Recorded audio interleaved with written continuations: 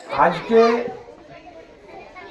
মারহুম Abdul Wahed Memorial ইনস্টিটিউশনে আসতে পেরে আমি নিজেকে ধন্য মনে করছি। কারণ এখানে করে যারা এখানে বসে আছেন, যারা অতিথিও আছেন, তারা প্রত্যেকেই শিক্ষার সঙ্গে জড়িত। বেশিরভাগে আমার ছাত্রছাত্রীরা এখানে করে আছে। আমি এইটুকুই বলবো যে আমি মিটনা হাই স্কুলের শিক্ষক ছিলাম, এটা আপনারা শুনেছেন। কিন্তু আজকে আমার গ্রামের পার্শ্ববর্তী গ্রামের একজন মারা গেছেন, সেখানে করে দেখা দিয়ে তারপরে আমি এই শিক্ষার টানে, এই শিক্ষা প্রতিষ্ঠানের টানে আজকে আমি আপনাদের সাথে আসতে পেরে আমি নিজেকে ধন্য মনে করছি। যাই হোক, এই অনুষ্ঠানের যিনি কারিগর, তাকে আমি ধন্যবাদ না দিয়ে পারছি না, এবং তিনি হচ্ছেন আমার ভাগনা রাকিব সাহেব। এবং এই প্রতিষ্ঠানের যে সমস্ত নেতৃত্বরা আছেন, তারা সবাই আমার কিন্তু খুব কাছের মানুষ। কেউ শিক্ষার দিক থেকে, কেউ আত্মীয়তার দিক থেকে, তারা কিন্তু আমার সবাই খুব কাছের মানুষ। এই আব্দুল ওয়াহেদ সাহেবের কথা যখন আমাদের মনে পড়ে, বিশেষ করে আমার বাবার সাথে ওনার একটা সম্পর্ক ছিল রাজনৈতিকের দিক থেকে। তিনারা লেখাপড়া বেশি জানতেন না, কিন্তু মানুষের সাথে কিভাবে চলাফেরা করতে হবে, মানুষকে কিভাবে এগিয়ে নিয়ে যেতে হবে, সমাজকে কি করে এগিয়ে নিয়ে যেতে হবে, এই সমস্ত তারা সবসময় ভাবনা চিন্তা করতেন। আমি দোয়া করব তারা যাতে জান্নাত পান, এটা আমি সব সময় দোয়া করব। তো যাই হোক, আজকে আমাদের এখানে প্রজাতন্ত্র দিবস উদযাপিত হচ্ছে, আমরা পালন করছি। প্রত্যেক ভারতবর্ষের প্রত্যেক জায়গায় আজকে এই প্রজাতন্ত্র দিবস পালন করা হচ্ছে। এই প্রজাতন্ত্র দিবসটা কি জিনিস, সেই সম্পর্কে আমি দু চারটি কথা বলবো। আপনারা অনেকক্ষণ থেকে শুনলেন, অনেক কথাই শুনলেন, যে এমন ভাবে আলোচনা হলো যে আমি কোনটা বলবো কোনটা ছুটেছে আমি আর দিশাই পাচ্ছি না। তো যাই হোক, 1950 সালে 26শে জানুয়ারি আমাদের এই সংবিধান রচিত হয়েছিল, এবং রচয়িতার নাম হচ্ছে আমাদের বাবা সাহেব বি.আর. আম্বেদকর। তিনি এই সংবিধান রচনা করেছিলেন। কিন্তু তার আগে আমাদের দেশের অনেক মুনি ঋষিরা এই স্বাধীনতার জন্য প্রাণ বিসর্জন দিয়েছেন। তাদের মধ্য থেকে আমি বলবো, আপনারা নাম শুনেছেন নেতাজি সুভাষচন্দ্র বসু, আপনারা নাম শুনেছেন মহাত্মা গান্ধী, আপনারা নাম শুনেছেন মাতঙ্গিনী হাজরা, আপনারা নাম শুনেছেন বিনয় বাদল দীনেশ, আপনারা নাম শুনেছেন ক্ষুদিরাম বসু, আপনারা নাম শুনেছেন সভাপতি আলম, আপনারা নাম শুনেছেন। যে সমস্ত লোকগুলো আপনাদের কাছে স্মরণীয় আছে, যারা বইয়ে যারা পড়েছেন, তাদের নামগুলো আজকে প্রত্যেকটা ভারতবাসীর অন্তরে জায়গা পেয়েছে। কেন পেয়েছে? এই প্রজাতন্ত্র দিবস আমাদের প্রথম লেখা হয়েছিল 1949 সালের 24শে জানুয়ারি। সেই সংবিধানটা সেই সংবিধান কমিটি সেটাকে পূর্ণাঙ্গ রূপ দিয়েছেন 1950 সালের 26শে জানুয়ারি। যে সমস্ত মনীষী আজকে আমাদের অনেক ছাত্ররা বলেছে যে যারা এখানে করে আমাদের ব্রিটিশ সরকার ইস্ট ইন্ডিয়া কোম্পানি আমাদের দেশে এসেছিলেন, তারা এখানে করে ব্যবসা করতে এসে তারা এখানে রাজদণ্ডে তারা দণ্ডিত হয়েছে, রাজা হয়ে গেছিলেন এখানে এসে আমাদের ভারতবর্ষে এসে। আমাদের নেতাজির কথা না বললে হয় না, স্বামীজির কথা না বললে হয় না, গান্ধীজির কথা না বললে হয় না, মাতঙ্গিনী হাজরার কথা না বললে হয় না, পদ্মাজায় নাইডুর কথা না বললে হয় না, আপনারা তো শুনেছেন, জওহরলাল নেহরুর কথা না বললে হয় না, চিত্তরঞ্জন দাসের কথা না বললে হয় না। এই যে আমাদের দেশ 1947 সালে 15ই আগস্ট স্বাধীন হয়েছিল, কিন্তু তার কোনো লিখিত সংবিধান বা লিখিত নির্দেশিকা কিন্তু ছিল না। আমরাকে কোন পথে চলতে হবে, ধর্মকে কিভাবে বাঁচাতে হবে, মানুষকে কিভাবে এগিয়ে নিয়ে যেতে হবে, সমাজকে কিভাবে এগিয়ে নিয়ে যেতে হবে, সেই নির্দেশিকা কিন্তু আমাদের ছিল না। সেই সময় আমাদের নেতাজি সুভাষচন্দ্র বসু,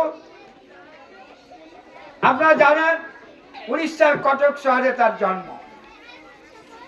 তার বাবার নাম ছিল জানকীনাথ বসু, মাতার নাম ছিল প্রভাবতী দেবী। তিনি লেখাপড়া করে উচ্চ শিক্ষিত হয়েছিলেন। সেই সময়কার নেতৃত্বদের সাথে তার মিল হতো না। তিনি 1930 থেকে 1938 সাল পর্যন্ত তিনি জাতীয় কংগ্রেসের সভাপতি ছিলেন, সভাপতি হয়েছিলেন, এবং তিনি কলিকাতাতে মানুষ হয়েছিলেন। স্কটিশ চার্চ থেকে তিনি বিদ্যা লাভ করেছিলেন। তিনি আইসিএস পরীক্ষায় ফোর্থ হয়েছিলেন, কিন্তু তিনি সরকারি অর্থাৎ ইস্ট ইন্ডিয়া কোম্পানির অধীনে তিনি চাকরি নেননি। তিনি প্রত্যাখ্যান করেছেন চাকরিকে, যে এই সমস্ত বেঈমান যারা আমাদের দেশে এসছে তাদের অধীনে আমি চাকরি করব না। তিনি কি করলেন? তিনি ভারতবর্ষের পূর্ব প্রান্ত থেকে মণিপুর হয়ে তিনি ভারতবর্ষে ঢোকার চেষ্টা করেছিলেন। গান্ধীজির সাথেও তার মতভেদ হয়েছিল। তিনি যখন কংগ্রেসের সভাপতি ভোটে যখন দাঁড়ান, সীতারামাইয়া গান্ধীজি তাকে দাঁড় করিয়েছিলেন তার বিরুদ্ধে। তবুও তিনি 203 ভোটে তিনি জিততে পেরেছিলেন। সীতারামাইয়াকে তিনি হারিয়ে দিয়েছিলেন। তারপরে সভাপতি হওয়ার পরেও তিনি সেই পদ থেকে প্রত্যাখ্যান করেছিলেন। তিনি 1946 সালে তিনি যখন মণিপুর থেকে যখন দিল্লি চলে যখন ডাক দিলেন ভারতবর্ষকে স্বাধীন করার জন্য, ভারতবর্ষকে পৃথিবীর মধ্যে একটা শ্রেষ্ঠ আসন দেওয়ার জন্য, তিনি কি করলেন? যে তাই হোক বিমানবন্দরে গিয়ে তিনি, এটা ঘটনা, এর সততা সম্পর্কে এখন পর্যন্ত কিন্তু কেউ বলতে পারেনি যে তিনি সেই জাহাজে মারা গেছিলেন না বেঁচে আছেন না কি হয়েছে। সেই তাই হোক বিমানবন্দর থেকে তিনি যখন যাচ্ছিলেন, খবরে রটে যায় প্লেন দুর্ঘটনায় তিনি মারা গেছেন, কিন্তু এই খবরটা সততা এখন পর্যন্ত পাওয়া যায়নি। তো যাই হোক, গান্ধীজি মাতঙ্গিনী হাজরার নাম বললাম, মেদিনীপুর থেকে তিনি আন্দোলন করেছিলেন। সেই আন্দোলন ব্রিটিশদের বিরুদ্ধে অফিস আদালতকে দখল করতে গেছিলেন মিছিল করে, সেখানে 10,000 লোক মারা গেছিল এই মাতঙ্গিনী হাজরার মানে নেতৃত্বে যে মিছিল হয়েছিল। সেইখানে 40,000 মানুষ নরনারী সবাই কিন্তু অ্যারেস্ট হয়েছিল, তবুও গান্ধী মাতঙ্গিনী হাজরা পিছা ছাড়েনি। তাকে গুলি লেগেছিল, এক হাতে গুলি লাগলো, আরো হাতে আমাদের পতাকা ধরেছিলেন এবং তিনি বলেছিলেন বন্দে মাতারাম, এই স্লোগান তিনি ছাড়েননি। তো যাই হোক,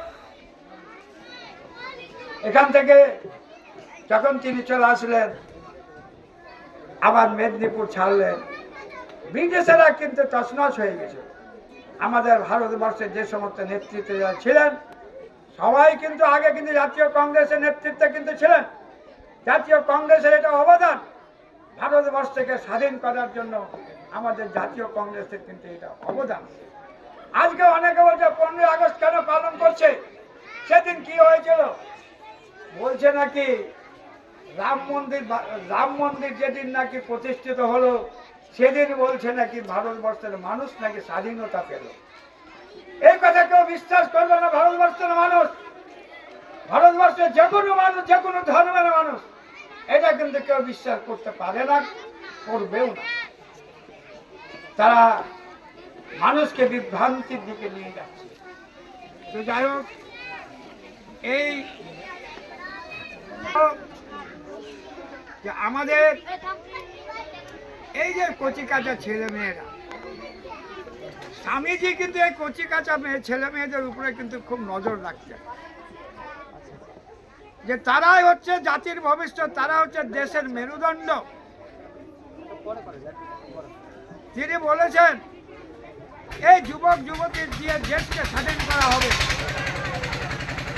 এই যুবক যুবতীরা যদি দেশের কর্মধার হয় তাহলে দেশের সমাজতন্ত্র পাল্টে যাবে। তাই তিনি এই যুব সমাজকে তিনি অগ্রাধিকার দিয়েছিলেন। আর তিনি বলেছিলেন দেশের প্রতি আনুগত্য লাভ করতে। তার জন্য তিনি বলেছিলেন first purify your glory by work and devotion, তিনি বলেছিলেন। তাই আমি বলবো যে মানুষ এবং এই যে কচি কাঁচা ছেলে মেয়েরা যারা এখানে করে এসছে তাদেরকে আমি আশীর্বাদ করব, তাদের প্রতি আমার দোয়া থাকবে। তাদের নাম যশ, বাবা মার নাম যশ, সাথে সাথে শিক্ষা প্রতিষ্ঠানের নাম যশ জড়িয়ে থাকবে। আজকে যদি তোমরা বড় হয়ে যদি সমাজকে পরিবর্তন করতে পারো, কারণ একমাত্র শিশুরাই, ছাত্র ছাত্রীরাই সমাজকে পরিবর্তন করতে পারবে। মানুষ যারা বড় হয়েছে তারা কিন্তু পারবে না।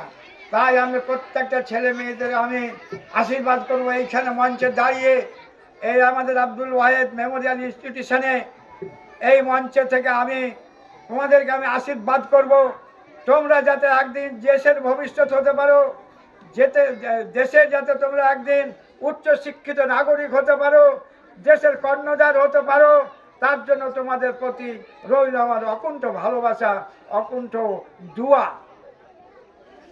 আমি বিশেষ সময় নিব না, সব ছেলে মেয়ে আমি দেখছি খাবার জন্য উদ্গ্রীব হয়ে গেছে, হ্যাঁ, যে খাবারটা কখন দিবে। তাই আমি প্রত্যেককে আমি আবার এবং প্রত্যেকে মঞ্চে যারা আছেন এবং সামনে কচিকাচা মেয়েরা যা ছেলেরা যারা আছেন প্রত্যেকের জন্য সুস্বাস্থ্যের কামনা করে আমি আমার অন্তরের অন্তঃস্থল থেকে এবং যে সমস্ত ভারতীয় নাগরিক, যে সমস্ত ভারতবর্ষের মানুষ যারা ফাঁসির কাস্তে ঝুলেছে, যারা বলিদান হয়েছে, প্রত্যেকের প্রতি শ্রদ্ধা জানিয়ে আমি আমার বক্তব্য এখানে শেষ করছি। আসসালামু আলাইকুম।